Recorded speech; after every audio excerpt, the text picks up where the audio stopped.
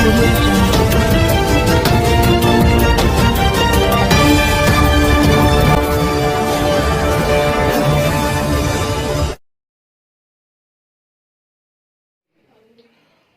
AR news से आलोक आध्यात्मिक।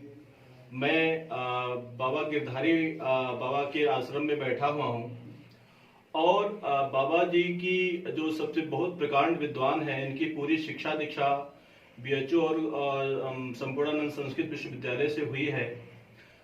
मैं बाबा जी आपसे जानना चाहता हूँ कि आपने संन्यास लिया तो उसके पहले आपके विचार कैसे थे, क्यों आपने संन्यास लिया?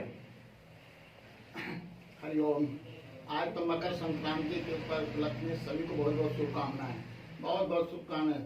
सभी का जीवन मंगलमय हो, प्रसन्न चित्त हो। भगवान सूर्य नारायण सभी को प्रसन्नता दे, सभी को जीवन प्रकाश उज्जवल प्रकाश करे।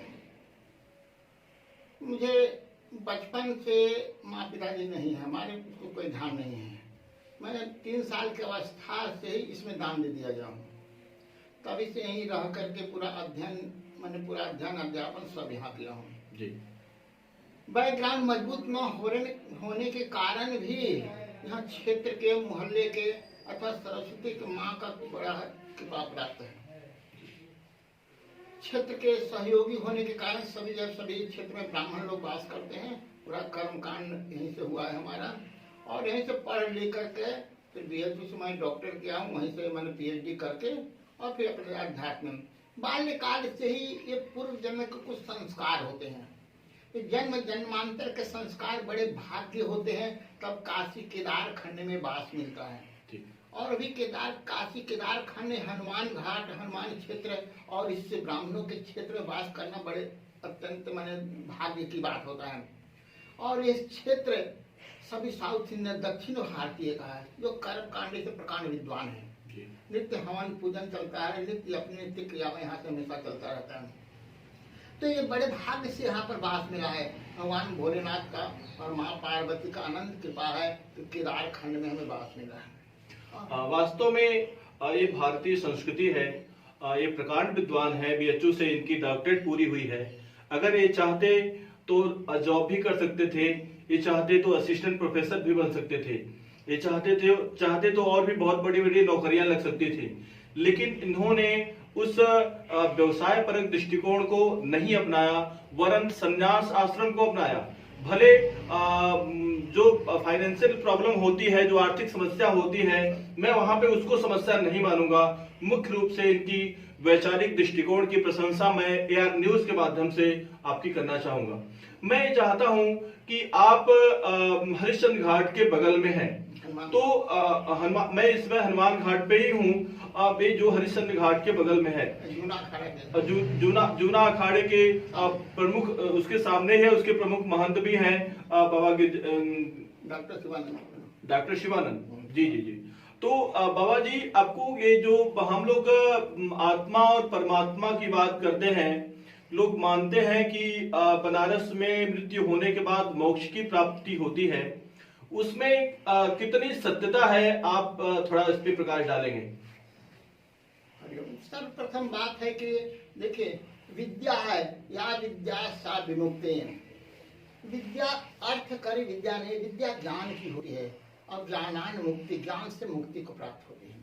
हम भी चाहते तो नौकरी कर सकते हैं, यूजीसी क्वालिफाइड कर लिया था और सब कुछ, और डॉक्टर शंकर दयाल शर्मा उसमें राष्ट्रपति थे, उन्होंने हमें गोल्ड मेडल भी दिए हैं जी।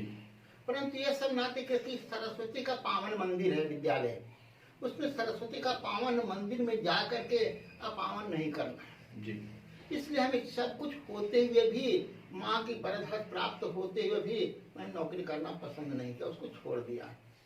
और अपने आध्यात्म जीवन की जो शांति इसमें प्राप्त होती शायद अन्यत्र कहीं नहीं है। प्रभुता पाई काहे मद नाहि, इस सृष्टि में आज तक किस अर्थ से किसको पूर्ति हुआ संसार में कोई बता दे। हमेशा अर्थ हमेशा अपूर्ण रहता है, कभी अर्थ की पूर्ति नहीं, चाहे जितना हो बढ़ जाए, कितना बड़ा, उनको अर्थ की पड़ा ही रहता है। पर उससे परित्याग करके एक तो बड़े भाग्य से काशी वास, गंगा का स्नान मिलता है। कहते चना चबेना गंग जल जो देवे करतार, काशी कभी न छोड़िए बाबा विश्वनाथ दरबार। और ये तो कहते काश्याम मरना मुक्ति, काशी का मरण का मुक्ति होता है। ये वाराणसी 3 खंड में विभक्त गया आदिकाल से है, ओंकार खंड, विशेश्वर खंड और केदार खंड में।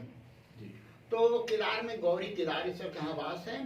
शास्त्रों में कहा गया, स्कंद पुराण आदि में सभी पुराणों में कहा गया है कि अन्य 2 खंड में, ओंकार खंड विशेषण खंड में अगर मृत्यु होती है तो उनको भैरवी यातना होगी जी। फिर उनको केदार खंड में जन्म लेना पड़ेगा जी। पर केदार खंड में मृत्यु के पश्चात कोई जन्म नहीं है। क्या बात है। भगवान के पास स्वतः वास, ऐसा केदार जी का गौरी मुखे जी। प्रसन्न होकर अपने पास, यहाँ कोई आज तक किसी पुराण में वर्णन नहीं आया कि यहाँ से पुनः जन्म हुआ है। अच्छा। कोई भी, क्योंकि महात्मा मालवीय जी भी यहीं आके मरे थे, करपात्री जी वहाँ छोड़ करके यहाँ केदार घाटी में मरे थे।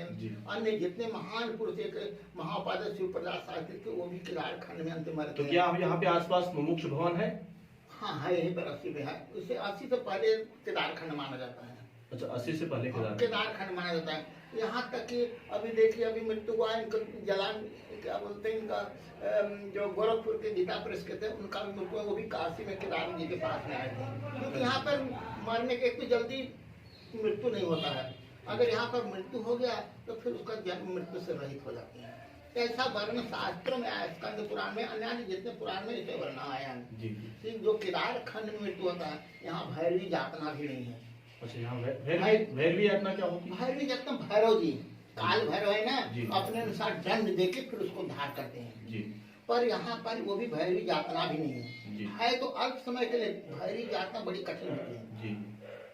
बहुत कठिन होती है। फिर भी जो सके अल्प यात्रा करके वहाँ उस समय, पर यहाँ पर वो भी यात्राएं नहीं है। ये गौरी के प्रसन्नता के लिए यहाँ पर मुक्त है।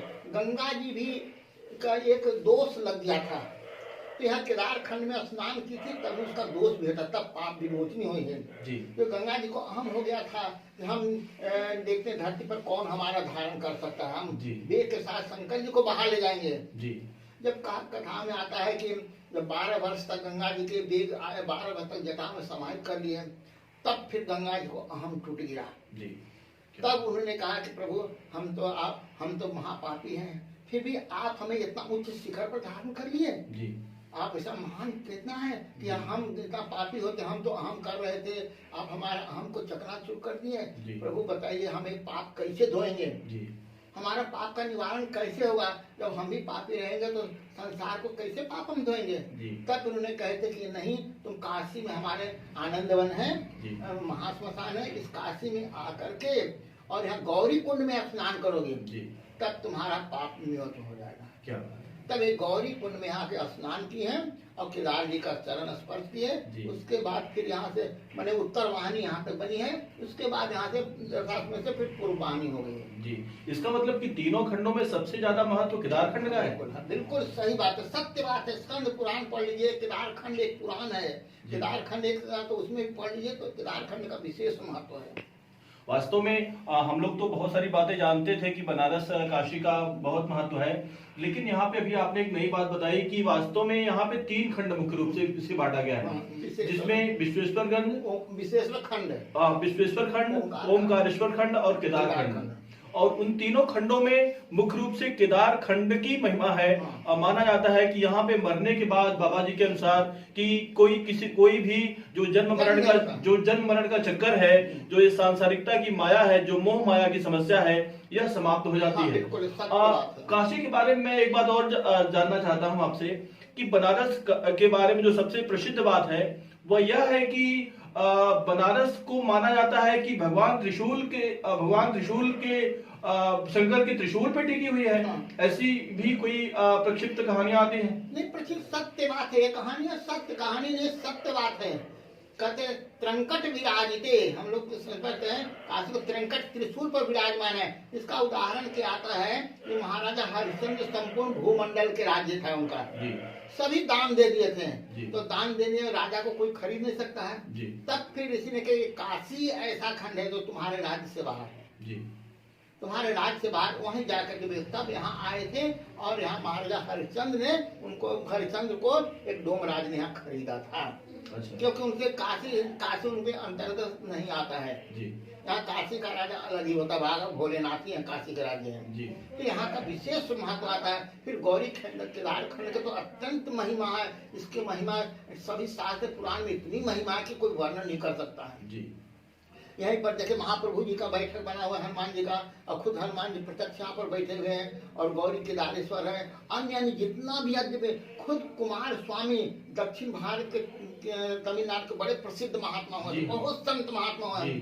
उन्होंने एक रानी ने 360 मकान मैंने 1 साल तक दान दिया, आज भी उनके बना हुआ है। और कुमार स्वामी केदार जी का संचालन भी करते हैं, सभी व्यवस्था कुमार स्वामी की तरफ से होता है। तो इतना यही प्रत्यक्ष है कि शेर पर सवारी होकर कुमार स्वामी चलते रहे जी। वो भी यहाँ पर आकर के और गौरी केदार का पूजन करके यहीं पर वास करें, यहाँ स्वर्ग लोक प्राप्त किए यहीं पर। बहुत आश्चर्य वाली बात है कि हम जिस कुमार स्वामी के बारे में दक्षिण में बहुत प्रसिद्धि है, और कुमार स्वामी को एक ईश्वर के रूप में पूजा जाता है, वो माना जाता है जैसे बाबा जी के अनुसार कि उनकी सवारी शेर की हुआ करती थी। हम लोग सोच भी नहीं सकते। अब सोचिए कि यह भारत एक आध्यात्मिक और सांस्कृतिक प्रधान देश रहा है, उसके बावजूद भी यहाँ के संत महात्मा PhD DLitt MPhil NET PhD सब कुछ किए हैं।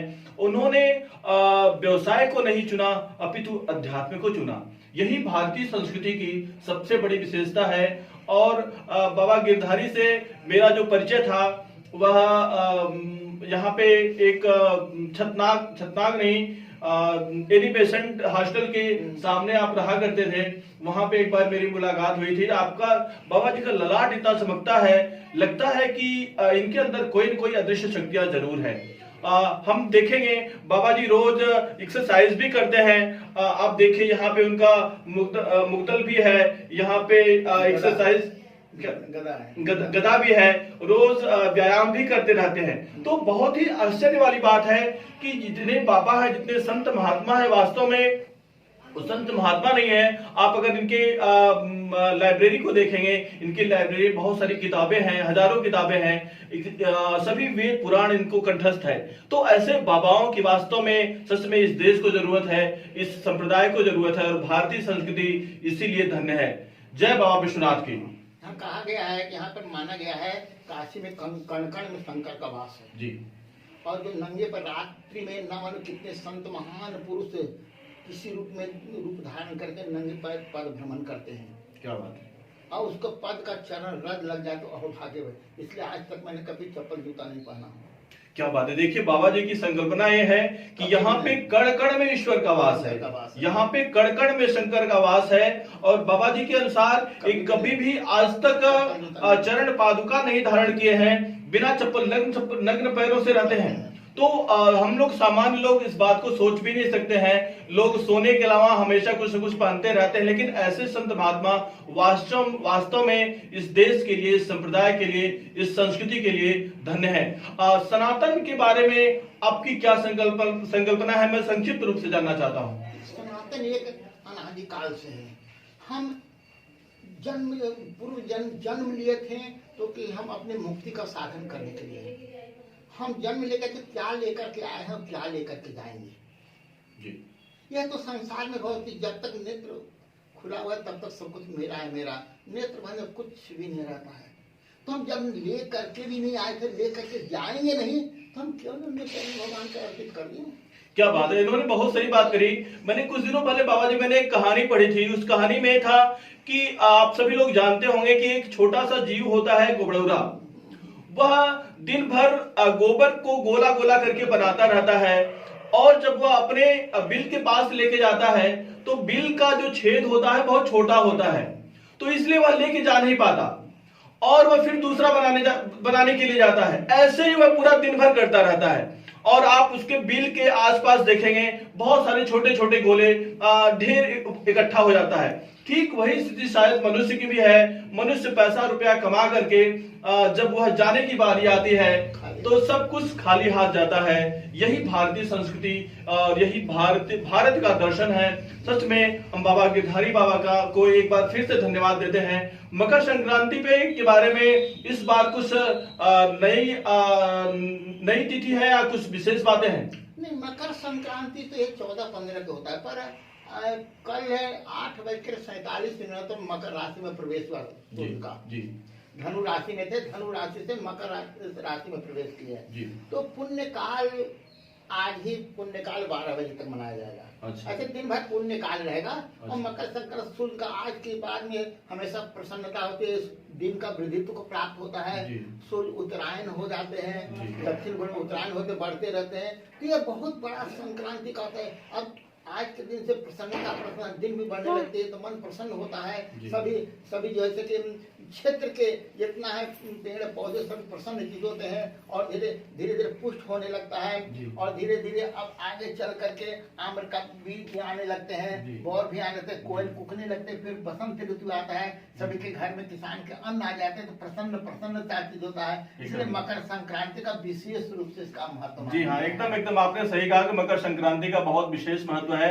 सच में सूर्य उत्तरायण होते हैं तो चारों तरफ प्रसन्नता छा जाती है, चारों तरफ हरियाली आ ही जाती है और पूजा पाठ शुरू हो जाते हैं। माना जाता है कि आज से ही भगवान विष्णु जागृत होते हैं। जागृत तो पहले हो जाते हैं, पर आज से मन इनका पूजन कर्म कांड प्रारंभ। जागृत पहले से हो जाते हैं, लेकिन आज से पूजा पाठ शुरू होता है। देवोत्थान एकादशी को जागृत होता है। देवोत्थान एकादशी आता है जी जी, उसी दिन से विष्णु का जागृत होता है। परंतु ये अभी खरमास चलता है 1 महीना, धनु राशि में प्रवेश से खरमास चलता है। जी जी, तो खरमास के कारण ये होता है। अब उत्तरायण हो जाए तो उत्तरायण में हो जाता है। देखिए ज्योतिष के प्रकांड विद्वान है, ज्योतिष के प्रकांड विद्वान भी बाबा जी यहाँ पे है। मैं बात कर लो। प्रकांड विद्वान है, बैठिए पंडित जी, आपका शुभ नाम? धर्मवीर शर्मा। धर्मवीर शर्मा जी है, आचार्य धर्मवीर शर्मा जी है। आप भी बाबा के ही शिष्य हैं। मैं ये जानना चाहता हूं कि ज्योतिष के बारे में आज के दौर में बड़ी विसंगतियां पाई जाती हैं। लोग कहते हैं कि पंडित कुंडली देखते हैं या हाथ देखा करते हैं, उसमें सच्चाई नहीं मिलती है। तो ऐसी क्या बातें हैं कि जो आज व्यंग्य ब्राह्मणों के ऊपर, ऐसे पंडितों के ऊपर या ज्योतिषियों के ऊपर किया जाता है? क्या कुंडली सच में सत्य है या सिर्फ हवा हवाई कुछ लोग बातें करते हैं? देखिए, कुंडली भी सत्य है और ज्योतिष विद्या भी पूर्ण सत्य है, परंतु कुछ लोगों द्वारा इसका दुष्प्रचार कर दिया गया और कुछ लोग बगैर बिना पढ़े लिखे ही इसको अपना माध्यम बना करके पैसा कमाने का एक जरिया यानी माध्यम बना लिए। उसी वजह से लोगों का विश्वास जो है इसके प्रति कम होता चला गया। और कोई भी अपने गुरु जी के द्वारा दी गई विद्या का सदुपयोग करेगा तो वो विद्या फलीभूत होगी, अन्यथा उसका बताया हुआ जीवन में ना तो कभी घटेगा और लोगों का विश्वास कुछ समय के लिए तो बन सकता है जी। ऐसा कोई बाहर ही नहीं, हर क्षेत्र में, हर विद्या में, हर जगह ऐसा हो रहा है, कोई ज्योतिष को लेकर के ही नहीं। देखिए, हमारे वैदिक शास्त्र में ज्योतिष को जो है उनका नेत्र माना गया है जी। जो जितना भी शास्त्र है, पुराण है, वेद है, उसको ज्योतिष जो है उसका नेत्र है। उसके द्वारा ही हमको सूर्य की गणना करने से दिन का, रात्रि का मान पता लगता है जी। नक्षत्रों के विषय में जानकारी होती है, राशियों का ज्ञान होता है, राशियों से राशियों के जो स्वामी हैं ग्रह उनका पता लगता है जी। तो इसलिए ज्योतिष पूर्ण सत्य है, लेकिन कुछ लोग बगैर इसका अध्ययन किए ही इसको पैसा कमाने का जरिया बना लिए, इसलिए लोगों का विश्वास कम होता चला। जी, वास्तव में उन्होंने सही कहा कि सच में कुछ लोग इसे व्यावसायिक बना लिए हैं और दूसरी बात उनके पास अधूरा ज्ञान है, उनके पास पूर्ण ज्ञान भी नहीं है। इसके कारण आज हम लोग ज्योतिष के ऊपर जो कीचड़ उछाले जा रहे हैं, सच में यह बहुत ही बुरा है। ज्योतिष यह विशुद्ध विज्ञान के ऊपर आधारित है, जैसा बाबा जी ने बताया। तो सच में आप लोगों से मिल करके मुझे बड़ा अच्छा लगा। मैं एक बार पुनः बाबा जी को उनका आभार प्रकट करना चाहता हूँ। आपने मुझे समय दिया और मुझे इतना। अभी हिमाचल प्रदेश से बच्चे आ रहे हैं, वही कर्मकांड मुझे बताएं। अभी कुछ बच्चे आएंगे, अभी कुछ और इंटरव्यू में ले रहा हूँ। तब तक यहाँ पे मैं समाप्त करता हूँ, कुछ देर बाद मैं पुनः वापस आऊंगा। नमस्कार, मैं याद न्यूज से आलोक आध्यात्मिक। मेरे समक्ष शिमला से अध्ययनरत जो यहाँ इस समय काशी में केदार घाट पे उपस्थित है हम लोग। यहाँ पे वे लोग शिमला से आए हैं दर्शन का अध्ययन करने के लिए। आप लोग कहाँ पे, आप अपना परिचय बताएं पहले। ये मेरा नाम मोहित पांडे है। मैं हिमाचल प्रदेश जिला शिमला से आया हूँ जी। और मैं अभी इस समय ये संपूर्णानंद विश्वविद्यालय में पढ़ रहा था। हमारी आचार्य कंप्लीट हो चुके हैं। हमारा दर्शन विषय प्रमुख रहा है। आप भविष्य में क्या करना चाहते हैं? क्या अध्यात्म ग्रहण करेंगे, संन्यास ग्रहण करेंगे या गृहस्थ जीवन में आएंगे? अभी हमारा है कि जो हमारे को गुरुजी ने पढ़ाया है, जिन दर्शनों का अध्ययन करवाया है, उनको अपने पहले जीवन में उतारेंगे। फिर उसी परंपरा को, गुरु परंपरा को हम आगे बढ़ाना चाहते हैं। इसका मतलब क्या आचार्य जो परंपरा है, इस परंपरा में आचार्य जी तो सन्यासी हो चुके हैं, क्या सन्यास महत्वपूर्ण है या गृहस्थ? आपको क्या लगता है, दोनों में क्या फर्क है? जो ये गृहस्थ जीवन है, पहले गृहस्थ से ही पहले क्या है कि गृहस्थ आश्रम को बड़ा कहा गया है चारों आश्रमों में। फिर गृहस्थ के बाद संन्यास आश्रम आता है। पहले गृहस्थ में क्या है कि आप गृहस्थ में जाएंगे, वहां पर वंश को आगे बढ़ाएंगे, फिर आप सन्यासी होंगे। तो आपको गृहस्थ जीवन का जो महत्व है उसके बारे में पता चलेगा, गृहस्थ जीवन के बारे में रहकर। फिर उसी में अगर आपको ठोकर लगेगी, क्या है, हर चीज है गृहस्थ जीवन का, आपको पता है आप गृहस्थी है। अब क्या है कि नहीं, मैं एक आपको यहाँ टोकना चाह रहा हूँ। मैं ये जानना चाह रहा हूँ, जो जीवन जो चार हम लोग के वर्ड माने जाते हैं, संन्यास आश्रम, गृहस्थ आश्रम और वानप्रस्थ, ये जो चार प्रस्थ माने जाते हैं, इसमें सर्वश्रेष्ठ कौन सा है? इसमें सबसे श्रेष्ठ माना जाता है हमारे गृहस्थ आश्रम को, क्योंकि गृहस्थ आश्रम जो है कि इसी में गृहस्थ आश्रम के बाद ही फिर वानप्रस्थ होता है, वानप्रस्थ के बाद फिर संन्यास आश्रम होता है, फिर आप मुक्ति की ओर बढ़ते रहते हैं। ब्रह्मचर्य में क्या है कि आप विद्या का अध्ययन करते हैं, आपको विद्या के बारे में, हर आश्रम के बारे में क्रमशः बताया जाता है। चलिए बाबा जी, ये मेरा तो भ्रम, सबसे बड़ा भ्रम हमारे ख्याल से जितने भी देखने वाले हैं सभी लोगों का सबसे बड़ा भ्रम यही था कि सबसे बड़ा आश्रम, जो सबसे बड़ा माना जाता है कि मंतव्य है, वह संन्यास आश्रम को हम लोग श्रेष्ठ मानते थे। लेकिन रियल में आपके अनुसार, आप हवा में नहीं बोल रहे होंगे, हमको मालूम है, आपने अध्ययन किया होगा तभी आप बोल रहे हैं कि गृहस्थ आश्रम सर्वश्रेष्ठ आश्रम होता है। क्या गृहस्थ आश्रम में लोग संन्यास की भावना रख सकते हैं? बिल्कुल, आप गृहस्थ में रहकर भी संन्यास की भावना रख सकते हैं। आप भगवान का वहां पर भी ध्यान, पूजन